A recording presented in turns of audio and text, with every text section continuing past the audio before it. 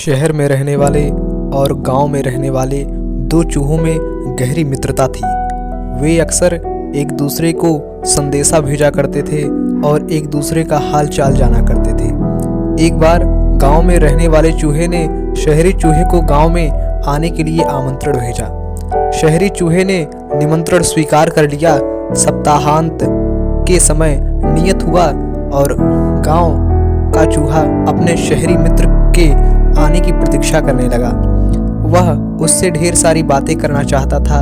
उसे गांव के खेत खलिहानों की सैर करवाना चाहता था। वह अपने मित्र की आवभगत में कोई कसर नहीं छोड़ना चाहता था, इसलिए वह उसके लिए ढेर सारे फल और अनाज इकट्ठा करने लगा। आखिर वह दिन भी आया जब शहरी चूहा गांव पहुंचा। दोनों मित्र एक दूसरे से मिलकर बहुत खुश हुए। बहुत देर तक वे बातें करते रहे और एक दूसरे से अपना अपना हाल बताते रहे। फिर दोनों भोजन करने के लिए गांव के चूहे ने अनाज और फल परोसे, जिसे खाकर दोनों ने आराम किया। शाम को गांव का चूहा अपने शहरी मित्र को गांव दिखाने ले गया। शहरी चूहा वहां के खेत खलिहान देखकर आनंद से भर उठा। वहां की शुद्ध हवा में सांस लेकर उसका मन प्रफुल्लित हो गया। गांव का चूहा बोला कि गांव का वातावरण और वायु शुद्ध है, जो तुम्हें शहर में शायद ही नसीब होगी मित्र। शहरी चूहा शहर की समस्याएं जानता था। वह वर्षों से वहां रह रहा था, लेकिन गांव के चूहे मित्र की ये बात उसे बुरी लग गई। हालांकि वह कुछ बोला नहीं। गांव का चूहा गांव की प्रशंसा करने में लगा हुआ था। वह उसे जंगलों में ले गया और बोला, मित्र, ऐसे प्राकृतिक और मनोरम दृश्य तुम्हें शहर में देखने को नहीं मिलेंगे, इसलिए आज इस दृश्य का आनंद ले लो। शहरी चूहों को यह बात भी चुभी, लेकिन वह कुछ नहीं बोला। वह सोचने लगा कि अब अपने इस ग्रामीण मित्र को शहरी चकाचौंध का जीवन दिखाना ही पड़ेगा।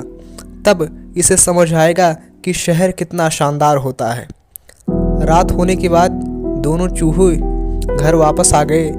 भोजन का समय आया तो गांव के चूहे ने फिर से शहरी चूहे से फल और अनाज परोसा।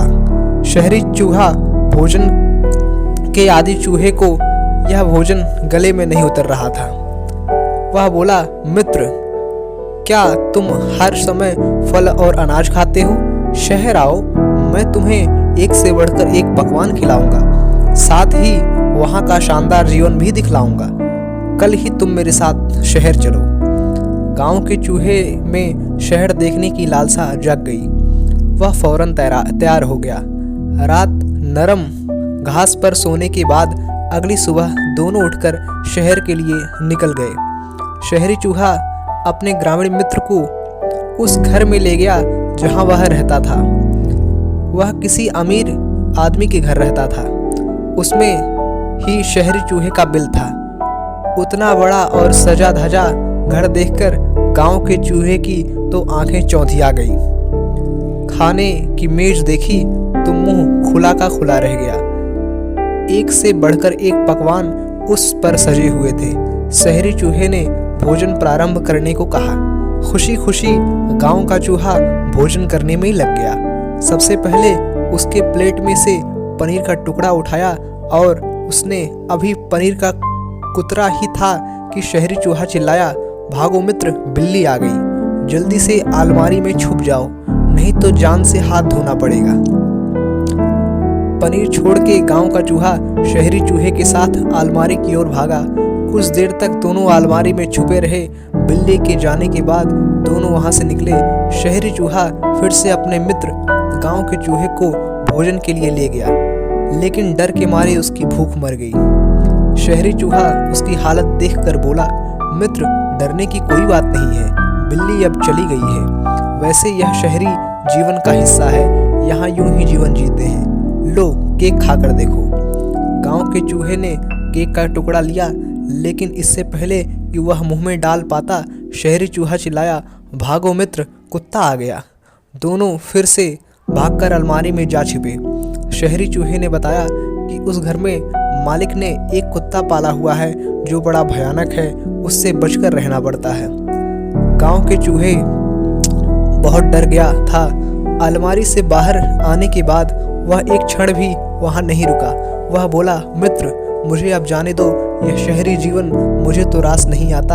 यहाँ तो हर समय सिर पर खतरा मंडराता रहता है। इससे तो गांव ही भला। फिर वह गांव की ओर चल पड़ा और गांव पहुंचकर ही दम लिया। वहां पहुंचकर वह सोचने लगा कि जगह वही अच्छी है जहां जीवन सुरक्षित है। शिक्षा, अमन चैन का साधारण जीवन ऐसे ऐशो आराम के जीवन से बेहतर है जो खतरों से भरा हुआ हो।